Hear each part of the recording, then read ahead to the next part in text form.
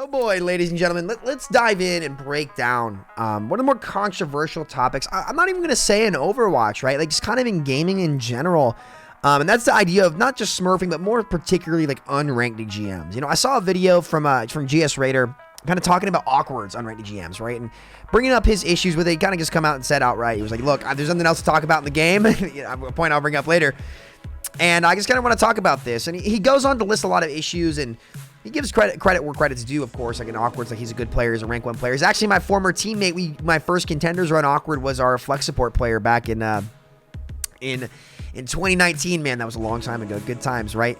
Yeah, so, you know, it's an interesting subject. I kind of didn't want to get too involved with like that personal, not drama, I guess, or just argument between those two people, but I want to talk more so about the issue of unranked GMs, quote unquote, as a whole, and give my perspective on it as someone who's kind of been known to do a lot of them over the years, and kind of explain to you guys, you know, why creators do them, something that people don't really talk about a whole lot. So yeah, let's break down the ideas of unranked GM, what's okay and what's not. In my opinion, I just want to give some elaboration, some thought on all of these things. So in my past, I've done quite a few unranked GMs, right? I try to do them like every other season maybe, or really whenever a new character comes out, right?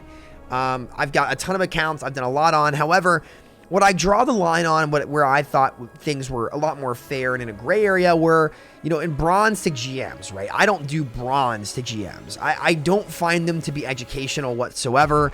There's nothing you can really teach an audience about playing in bronze, right? It's kind of just... It's just a place. It's just Overwatch purgatory, right? You know, there's a lot of different reasons why people end up in bronze, and that's totally fine if that's where you enjoy playing. Nothing, no sweat there. It's just, you know, as someone who's hit rank 1 on multiple roles, right? You know, I don't. There's just, it's just not worth it. It's just not fun. Like it's not remotely engaging content, and this is kind of what GS Raider touches on in his video, where he kind of says, you know, it's not engaging content for you to go around in bronze and just out-mechanic everybody, right? You're not really teaching anybody anything. It's not, I can tell you, it's definitely not fun as a creator. Personally, I don't enjoy that. I don't find that to even really be a video game, like even remotely comparable to what I enjoy playing, whether it be Overwatch, Warzone, anything like that. I don't want to be in bronze MMR. I just don't. It's just not fun. Apex Legends, you name it. It's just not fun unless I'm a new player. So I've always refrained from doing those. I always just do unranked GMs on a new account, and it kind of tells a story, right? It's one of the few pieces of Overwatch content that in a way has like a built-in story to it where, you know, you are actually showcasing your journey from where the average player starts up to the skill ceiling. And that's something that like is very instrumental in hooking people onto games. It's the dream of starting at the skill floor and continuously improving until you get to the skill ceiling. Another thing that Raider kind of touches on in his video, where he says it's a bad thing that players would see, you know, Awkward DPSing on support and saying damage. This is just Awkward's thing. He always talks damage, right? That's just how Awkward is, right? And you know, and just going around curb stomping players. And this kind of brings me into my next point, which is, you know, are all unranked GMs the same? And the answer is definitely no. One, it really depends on the creator you're watching. Like for me, I throw some rage moments in there and really try to be as educational as possible and really break down the flow of the game, what I'm thinking, why I'm thinking it, and what I'm actually doing, right?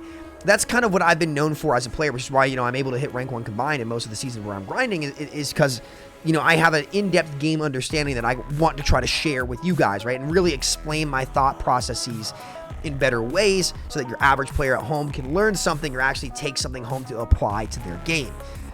Not every streamer who does an unranked GM is going to bring that level of dialogue or has the intent to bring that level of dialogue to the series. So they're not all the same. That's kind of the reality of it. It really depends on who you're watching. I think Yeedle is another great example of somebody who does a lot of educational unranked GMs who actually, you know, is educational, explains his thought process, and does a good job with that. But not everyone does that, right? So I understand why a lot of people would have an issue with somebody who does a Widowmaker unranked GM who's just sitting in the back of the map, and ultimately it's just like, well, are you hitting your shots or not? Well, I mean, you could be zoning people out and ruining the lobby, sure, but you know, that like a hero like that is probably not as engaging educationally for somebody to learn. So there's not a whole lot to learn there. Are you hitting your shots or are you not? Are you taking the right angles or are you not? Blah, blah, blah, blah, blah. What are you actually doing, right? And that's kind of, it's a different series than doing one for Brigitte, for example. So yeah, that's one point. It's not all unranked GMs are the same, especially if they're doing a bronze GM, which is just totally different, and there's just nothing to learn there. Or if you're intentionally hindering yourself, that's not really an authentic experience, right? And I don't think that's even, you couldn't really argue that it's a healthy thing for the game. So yeah, moving on past that, not all unranked GMs are the same. Now let's talk about the most obvious point for me as a creator that frankly doesn't get talked about a lot, right? And this is just the cold hard truth as to why people do these things. The bottom line is, guys, they just get great viewership. They just do. It's what people want to see. And as content creators, if people weren't watching unranked GMs and really taking in the content for years since the beginning of Overwatch, I remember seeing the first one I ever saw was IDDQD, who was in plat, and some channel uploaded, he's like, 92 eliminations, Hanzo God, IDDQD, right? And I was like, holy cow, I want to see this game, it's crazy. And I clicked on it, and it was in plat, and I was like, oh, I got clickbaited. But then I watched it, and I still enjoyed the content. Like, it's very easy for a average Overwatch player, a casual audience, to consume unranked GMs. They love doing it, right? They get to see a streamer or a player come out and experience what they experience in their rank every single day, and they actually see someone progress from the skill floor to the skill ceiling of the game in the shortest form content possible, which is usually just like a couple hours, maybe 10 to, well, sometimes 12 hours. And that's like a whole story. It's almost like a movie, if you will. And some people might say, oh, that's BS. It's just them playing the game. But let's not act like there's not a story there. Like, there definitely is. It's not the most important thing, right? Especially, it's not really what you're thinking about when you're making the content. Like, I kind of just sit down and think to make it. But, you know, for your average player, there's definitely that element of the story of progressing through the ranks there, which is something that you don't really see too much specifically in Overwatch, you know, where there's just, as someone who's tried to make Overwatch content for 7 years, and, you know, I've done some other stuff. I played Warzone, I played Call of Duty, I played a bit of Apex. I didn't like Apex too much. That's just my personal preference, right? But, you know, you guys get it. For my time in Overwatch, like, you know, I've done the hacker hunts, I've done the, you know, coaching. There's only so much you can do when it comes to Overwatch content, especially without, like, the PvE being what it is. Unranked GM is just a solid way to grow your channel easily. In fact, it's actually the fastest way to grow your channel for most people. It just gets great. It's how I started, right? My first videos that popped off that got my stream recommended were, guess what? Unranked GMs. It was a great way to explode into the space. That's a little bit of the secret sauce I'm giving you guys. Not to mention, it's incredibly easy to make. It's some of the easiest content you can make that's guaranteed great viewership. If you were at work and someone came to you and they said, hey, you're going to get fantastic results with this strategy, and it's going to take 30% of the work that you would have to do for your normal content in GM at Top 500. It's a no-brainer, right? It's just a no-brainer. It is easy to make, it tells a story, and it gets great viewership. That's why creators make it. It's plain and simple. It's easy, and people consume it like no other form of content, and it gets fantastic watch hours and drives great revenue if it's a very, very big video. So for YouTubers, that's kind of our perspective on it. You can make easy content, and most importantly too, when the new hero comes out, right? Heroes have always been Overwatch's content. You know, that's just something the developers have directly said. So you can actually, like, ironically, the most story that you're going to be able to get on these new characters is an unranked GM, because there's not really any other story development for these characters, which is kind of funny to think about. But, you know, I didn't even really think about that. But that's why, you know, you see a lot of these come out when new characters come out, and why you've seen creators make them over the years. It's just frankly easy content that, you know, it's easy to make and people love to consume it. It's just that simple, right? And that's why you see it happen so much. So I would say if you hate unranked GM so much and you're sick of Smurfs in your games, don't watch the content, because that's how you get it to stop, is if, you know, you stop really giving it the gas that makes creators want to keep making it, right? And so that's really, I think, the biggest thing as to why you see so many of them that doesn't really get talked about, right? It's always from the player's perspective, and no one ever really thinks, I wonder why so many YouTubers do it. It's because it does really well, and it's easy to make.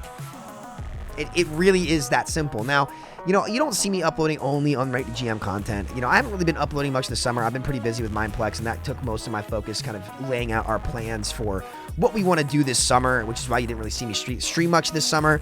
I'm really excited for X Defiant to come out, a couple other shooters that we can play aside from Overwatch. So I've been trying to enjoy my time while I have a little bit of a break from Mindplex work because I'm blocked over there.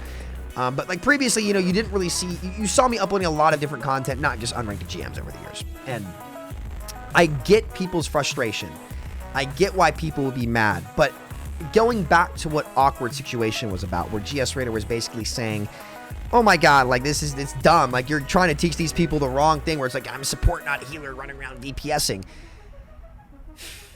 No, these players aren't going to have awkward mechanics. They're just not, right? However, weaving damage in as half of these supports is one of the most important things of the role, right? And I think that there is a way of thinking that does get taught to these players when they see somebody weaving in damage as a support character. In fact, it's probably one of the most important things on support is to knowing when to weave in damage. Now, should you be averaging 5k per 10?